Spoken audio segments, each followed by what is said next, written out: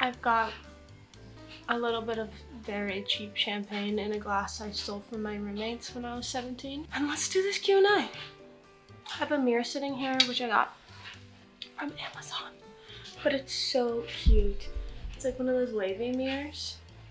I'll link this in the bottom if you're interested. So I asked people to ask me some questions on Instagram. A little Q&A, you know, nothing too crazy. We're gonna answer some of them now. I think they're all pretty tame. And I was like, damn, if I would have done one of those anonymous ones, the real haters would have come out. I'm gonna start with this Versed Rich and Moisture cream. I've been using this, I really like it. It's like kind of thick, but I like to use moisturizers. Also, I just plucked some mustache hair, so I kind of like to use moisturizers as a little bit of primers. I could just get a primer, but that feels like a lot. Also, have you noticed I got my eyelashes glued back on? That's really big for me. I missed them so much. Our first cue.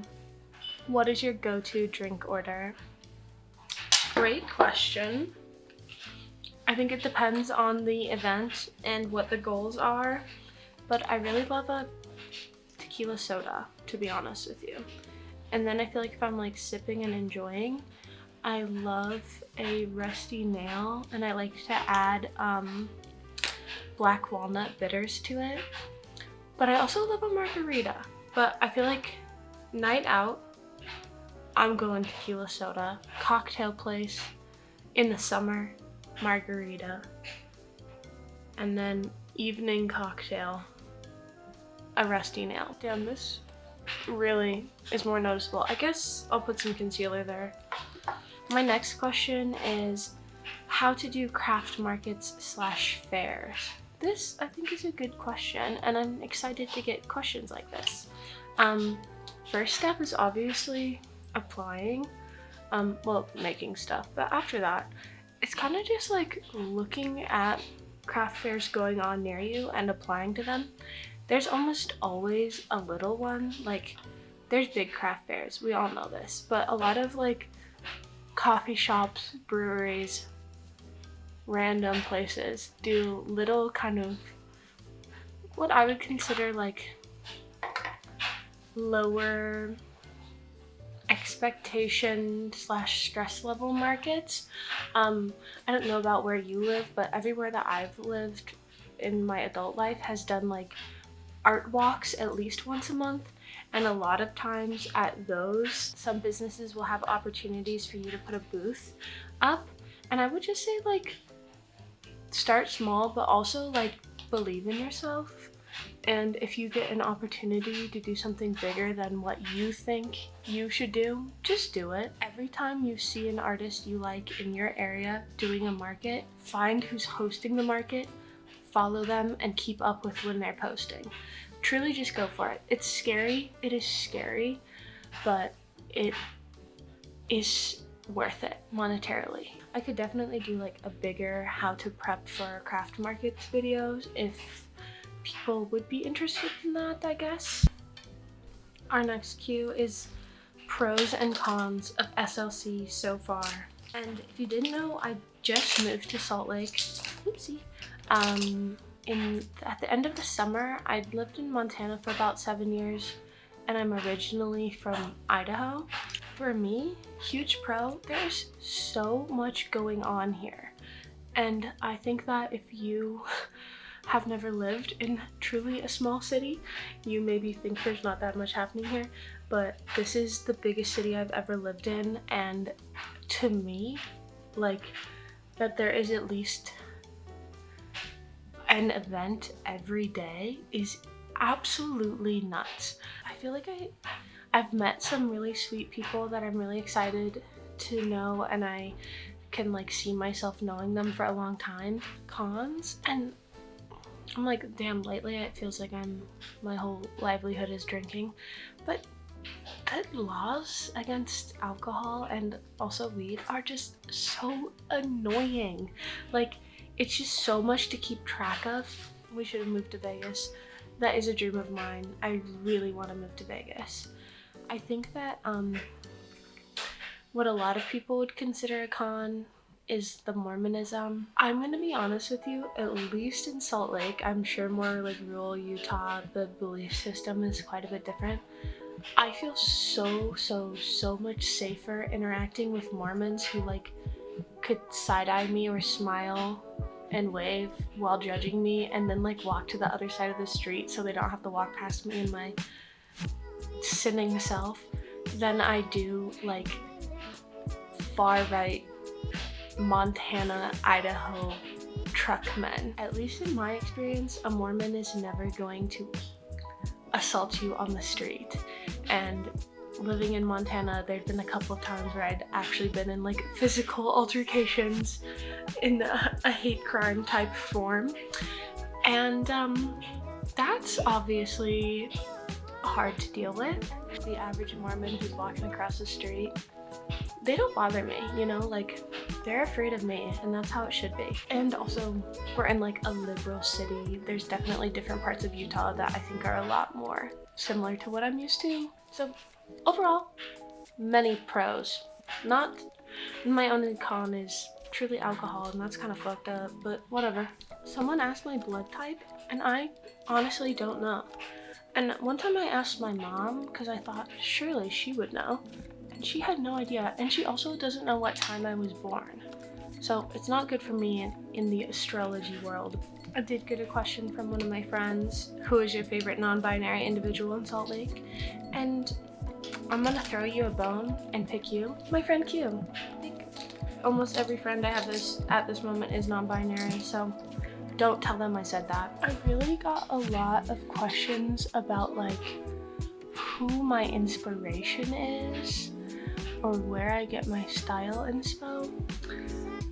And this question I feel like I hate the most, only because I think it's a good question, but because I know my answer is so dumb. I just don't give a fuck. I find it really hard to answer because my answer is truly like nothing. There's an occasion where I will see like someone with a cool outfit on, and it's most often some actual man on the street, like getting off from his blue collar job. Other than that, I really just like see stuff and just go, I like that. And it feels so like, it's so hard to say that that's how I feel, because it really makes it seem like if I had someone that I really felt like their style was like I'm trying to replicate, I would obviously admit that. I think there's lots of people who have similar style to me, and I'm happy to list them, but I don't see their outfits and try and wear that for me, because there's a lot for me that goes into what I wear. And not in that I thought it through that much, but like even if it's a cool outfit on someone else, if it doesn't feel good for me to wear it, I'm not gonna wear it. What I like to wear and feel comfortable in is so specific to me that like even someone with the same body type or same style, what works for them maybe doesn't work for me. So wholeheartedly shitty, but I really think my style inspiration is nothing. My day-to-day outfit, it's not like extreme. It's often just shirt pants, you know? So I think if I had more thought through style, I'd have a better answer, but yeah, and that is shitty. And I hope you're not taking this as like she thinks she's original. It's not that. I just don't think I think about it enough in general, okay? I feel like that one always makes me look bad. Where do you see your accounts heading in the next year content-wise? I feel like a lot of guilt for being like successful, because I know how hard other people want success online, and I just like, I'm writing it out while I have it, but I don't expect to do this forever. Like I assume that people will get over me, and that's completely fine. But if I could say anything, I just kind of want to shift it more towards legitimately who I am as an individual. Everyone is a micro influencer right now, and I'm always seeing those TikTok videos that's like, do this trend to like be seen, or like, you know, top tricks for micro influencers. And I want to continue to block every person who I see who makes those videos, because I don't care and I don't want to care. I want to just do whatever feels right for me, and I really hope people stick around, but I'm just no longer interested in portraying a me on social media that's not like authentic to me. And not to say that anything I shared is inauthentic, but I think it's like only scratching the surface of who I am and what I care about. And I'd like to just make it more obvious that like I do care about things and I have interests. Hopefully just going forward, it's more noticeable like who I am, what I care about, and I want to just be a little bit more me, I guess. This question is, did you consider yourself a creative before becoming an influencer? And this one I feel like is actually cuckoo wild crazy to me, because I had no intentions ever of becoming an influencer in my life. I at times am embarrassed to say that's like what I do for work, and it's not that like what I'm doing is embarrassing, but I think like the connotation of influencer is like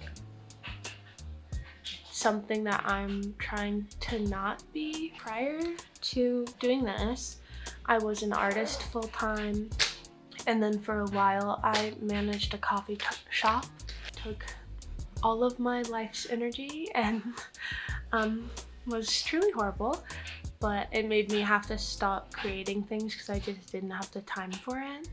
And I'm really, really, really grateful that through doing this, I've had so much more free time to use some of that free time to work on stuff I care about again, instead of using every waking moment to work a job that's sucking the soul out of me. And that is like something I'm hugely grateful for, and just like at times feel so guilty about that that's something I get to do. I think I've always been creative. Even when I was doing my coffee shop job, I was doing a lot of design work and whatnot. So yeah, I've always been creative.